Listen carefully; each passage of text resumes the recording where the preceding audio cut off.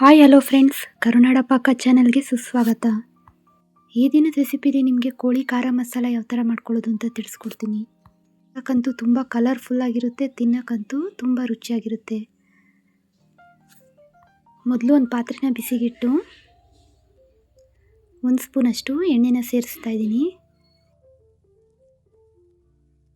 ಎಣ್ಣೆ ಬಿಸಿ ಆದಮೇಲೆ ಸ್ವಲ್ಪ ಸೋಂಪು, ಸ್ವಲ್ಪ ಮೆಣಸು,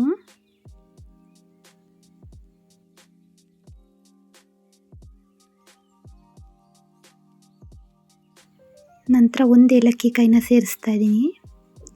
ಸ್ವಲ್ಪ ಶುಂಠಿ ಸೇರಿಸ್ತಾ ಇದ್ದೀನಿ. 1-2 ಟೊಮೊಟೊ ದೊಡ್ಡದಾಗಿ ಕಟ್ ಮಾಡ್ಕೊಂಡಿದ್ದೆ, ಅದನ್ನ ಸೇರಿಸ್ತಾ ಇದ್ದೀನಿ. 2 ಈರುಳ್ಳಿ ಸೇರಿಸ್ತಾ ಇದ್ದೀನಿ.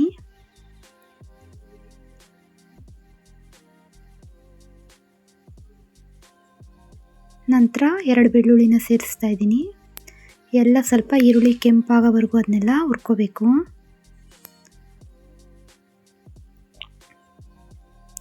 ಈಗ ಬ್ಯಾಡಗಿ ಮತ್ತು ಗುಂಟೂರು ಮೆಣಸಿನ್ಕಾಯಿನ ನೆನೆಸ್ಕೊಂಡಿದ್ದೆ ಬಿಸಿನೀರಲ್ಲಿ, ಅದನ್ನ ಸೇರಿಸ್ತಾ ಇದ್ದೀನಿ. ಸ್ವಲ್ಪ ಕೊತ್ತಂಬರಿ ಸೊಪ್ಪು, ಸ್ವಲ್ಪ ಪುದೀನ ಸೊಪ್ಪನ್ನ ಸೇರಿಸಿ ಹಾಗೆ ಸಿಂಪಲ್ಲಾಗಿ ಫ್ರೈ ಮಾಡ್ಕೋಬೇಕು. ನಂತರ ಸ್ವಲ್ಪ ಅರಿಶಿನ ಸೇರಿಸಿ ಫೈನ್ ಪೇಸ್ಟ್ ಮಾಡ್ಕೋಬೇಕು.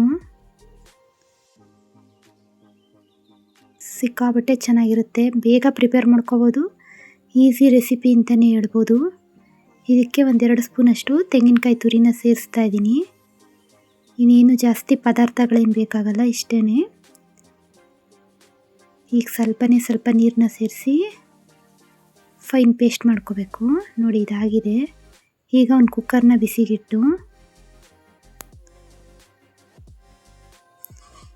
1-2 ಪಲಾವ್ ಎಲೆನ ಸೇರಿಸ್ತಾ ಇದ್ದೀನಿ.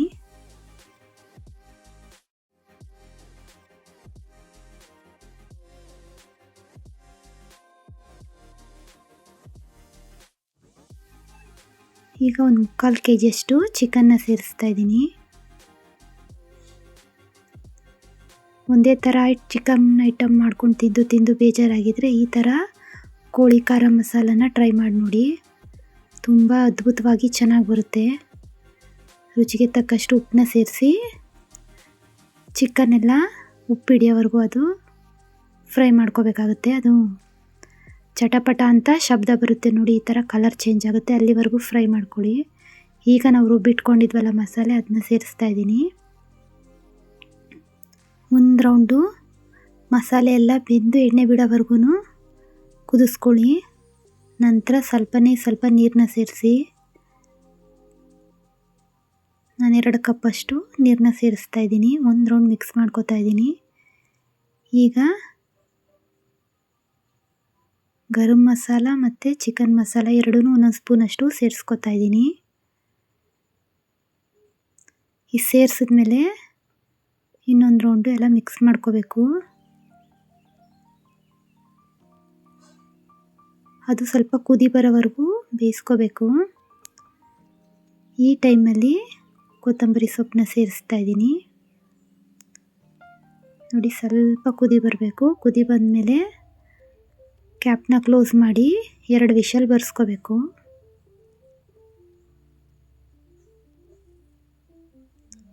ನೋಡಿ, ಇದು 2 ವಿಷಲ್ ಬಂದು ಕೂಲಾಗಿದೆ. ಎಷ್ಟು ಚೆನ್ನಾಗಿ ಬಂದಿದೆ ನೋಡಿ ಕೋಳಿ ಖಾರ ಮಸಾಲ. ನಾವೇನು ಜಾಸ್ತಿ ಮಸಾಲೆಗಳನ್ನೂ ಯೂಸ್ ಮಾಡಿಲ್ಲ, ಸಿಂಪಲ್ಲಾಗಿ ಮಸಾಲೆಗಳು ಹಾಕಿದ್ದೀನಿ. ಯಮ್ಮಿಯಾಗಿ ಬಂದಿದೆ. ಕಲರು ನೋಡಿ ತುಂಬ ಚೆನ್ನಾಗಿ ಬಂದಿದೆ. ನಮ್ಮ ಈ ರೆಸಿಪಿ ನಿಮಗೆ ಇಷ್ಟ ಆಗಿದೆ ಅಂತ ತಿಳ್ಕೊತೀನಿ. ಇಷ್ಟ ಆದರೆ ಲೈಕ್ ಮಾಡಿ, ಶೇರ್ ಮಾಡಿ, ಕಮೆಂಟ್ ಮಾಡಿ. ಹೊಸ ರೆಸಿಪಿಗಳ ಜೊತೆ ಮತ್ತೆ ಸಿಗೋಣ. Thank you for watching.